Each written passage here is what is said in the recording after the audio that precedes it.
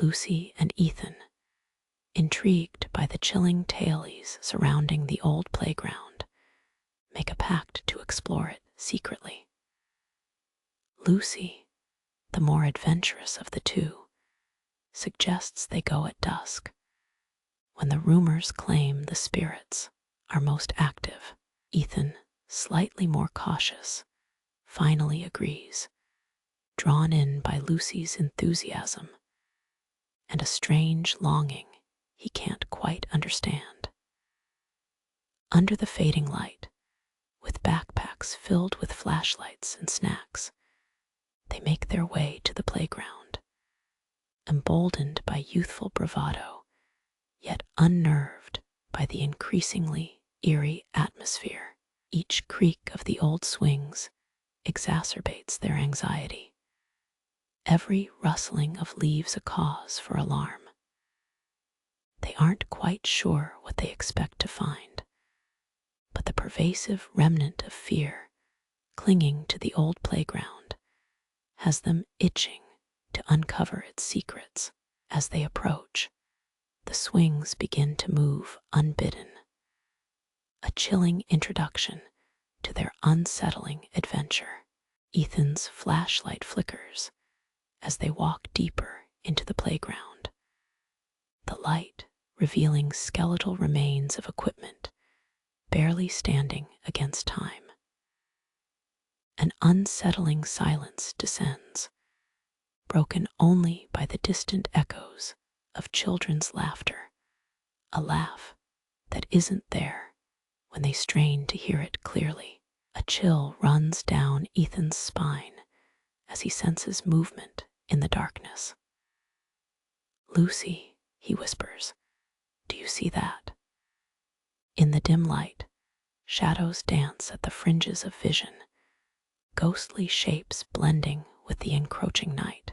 They come across an old merry-go-round, its once vibrant paint chipped and pale. It squeaks in the wind, rotating slightly as if inviting them to join the eerie play.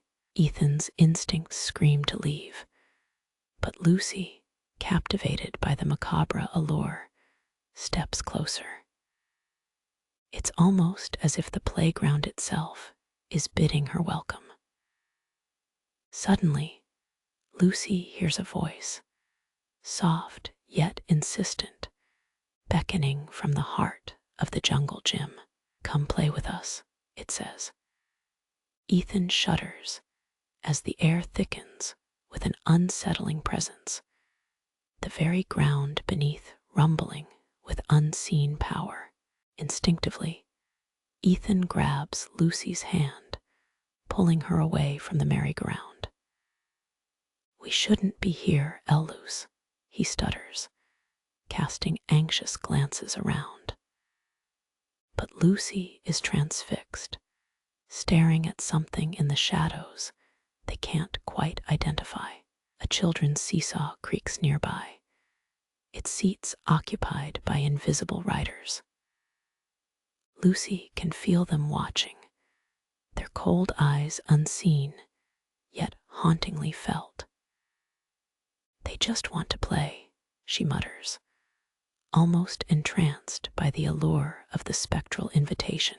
The air grows bitterly cold, their breath misting before their eyes as a low whisper fills their ears. "Stay and play forever." Lucy shakes off Ethan's grip, walking towards the seesaw. Her eyes gloss over, and Ethan, terrified, pleads desperately with her to leave. "We're not meant to be here," he cries out, his own pulse quickening with terror. Suddenly, the ground trembles, the shadows of the past converging in twisted joy. Lucy snaps back, realizing the depth of the darkness they've stumbled into. "Run," she screams. They flee, the playground behind them echoing with the spectral laughter of unseen playmates. As Lucy and Ethan flee from the playground, outlines of ghostly children become visible, watching them intently, silently giggling as they vanish into the thickening fog. Lucy feels the air get dense, making it hard to breathe, the scent of decay wrapping around like an unwelcome shroud. Ethan's heart pounds against his ribs, his mind refusing to accept what his eyes just witnessed. Ghosts, real ghosts, Lucy gasps, breath ragged, as they finally slow down, standing beneath a lone streetlight.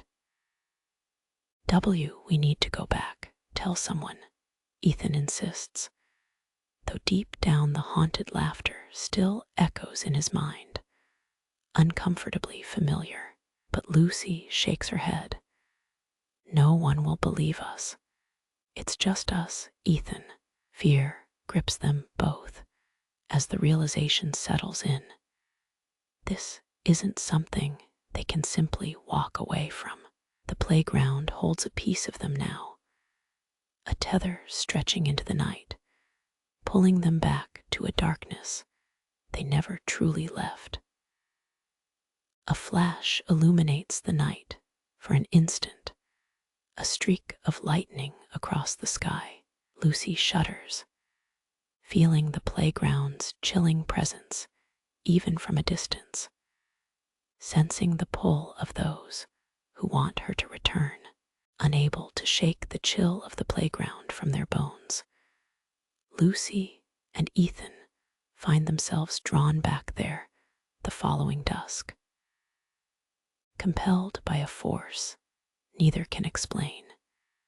They share an unspoken understanding, a need to comprehend the odd occurrences. As they approach, the playground seems more alive, its shadows deeper, and the swings swaying in the evening breeze. It feels charged, alive, almost expectant. Observing the surreal decay of teeter-totters and climbing frames, Lucy spots something glistening among the dirt, a fragment of old, rotting cloth, reminiscent of a child's garment. Subsequent revelations prick at their memories, childhood tales of disappearances and warnings echoing ominously. Ethan attempts to rationalize, but the strange pull is undeniable, and as they draw nearer to the swings, he feels compelled to sit. The moment he does, a howling wind kicks up, swirling leaves and whispered secrets around them. The ground beneath feels alive, pulsating with all the joyful abandon and desolation of the children who played here all those years ago. A vibrant tether linking the past to the present, swallowed by the aura of the haunted playground. A mist clings to the ground as Lucy and Ethan feel the temperature plummet. A spectral chant begins, a chorus of children's voices weaving through a melody, both grave and playful, beckoning them closer. The voices form words now, a song of abandonment, longing, and eternal dusk. It wraps around them, drawing them deeper into the playground's forgotten heart, to a mound covered by time and nature. Ethan recoils, fear battling curiosity. Lucy, he whispers, I think they want us to find something. Lucy steps forward, her shoes sinking into the soft earth as she kneels to uncover the hidden mound. Each layer of dirt peels back, a fractured story of forsaken laughter and missing souls. Her fingers claw at the moist ground, unearthing old trinkets and toys, remnants of those who vanished. The final unearthing a diary, its pages worn and weathered, reveals chilling entries confessions of children who once played here, tales of a voice calling them to darkness. The diary in Lucy's trembling hands tells the tale of children compelled to the playground by a mysterious voice. Each chilling entry recounts playful laughter turning into terrifying screams, vanishing into the silence between breaths. Ethan flips through the pages frantically, digesting the dark warnings of a spirit that lured children away day after day, dusk upon dusk. His face pales as he reads a name that he recognizes, a cousin who disappeared so many years ago, a ghost among the whispers of their family's past. Lucy and Ethan exchange frightened looks. The stories are real, each more terrifying than the last, painted in the ink of a child's terrified hand.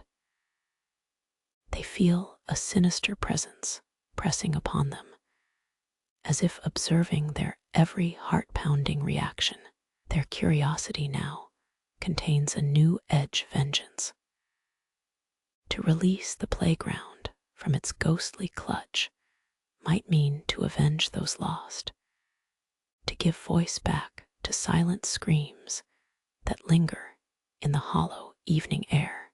But they cannot ignore the unease pricking at their subconscious, as if the playground, aware of their intentions, is coiling, ready to strike.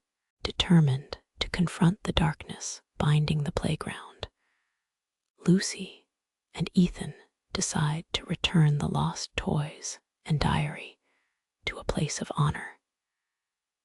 They hope that by doing this, they might soothe restless spirits and find some resolution for those trapped children.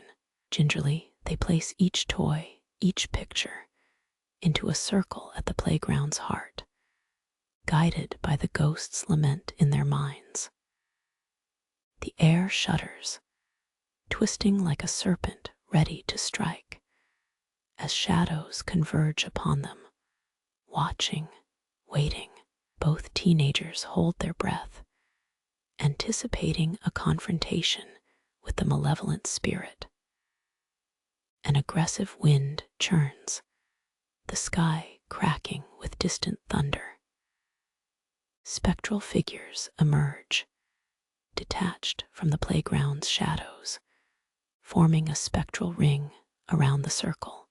Lucy, clutching the diary to her chest, steps into the circle. "We release you," she declares, voice strong against the twisting wind. Ethan supports her, chanting alongside, almost as if the words wrote themselves inside their minds. The playground's spirit roars in protest, its terrifying echo shaking the trees, yet still they persist, determined against the mounting terror.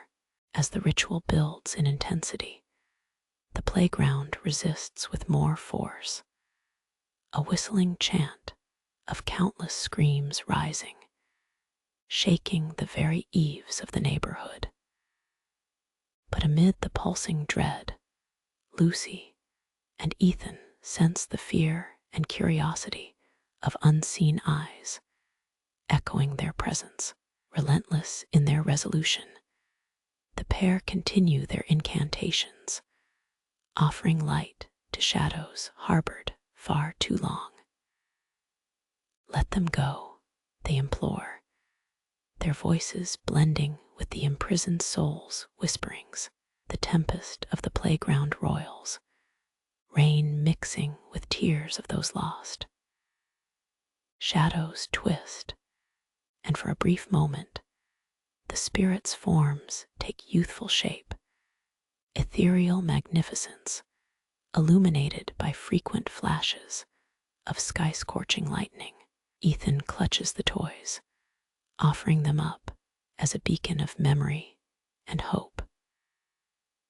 Lucy raises the diary, coaxing trapped secrets into liberation.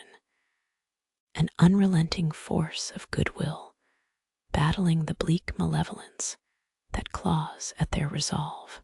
In a defiant crescendo, the playground surrenders its secrets. As Ethan and Lucy's voices reach their peak, a quiet descends, pin-sharp and profound.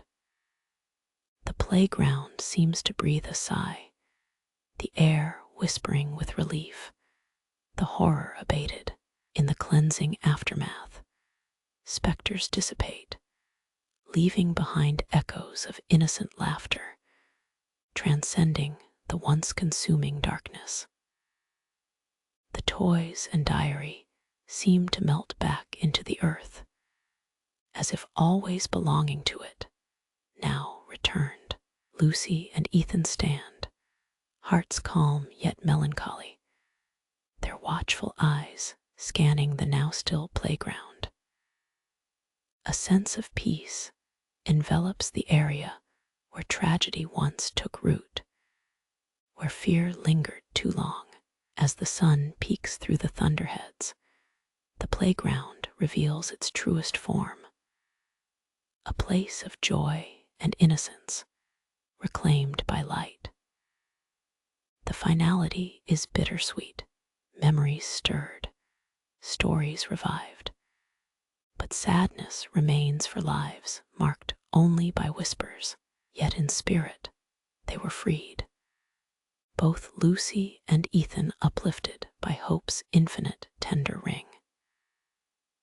And as they leave, they carry not only their adventure, but the knowledge that sometimes darkness can be defied by those daring enough to step into its heart and demand clarity.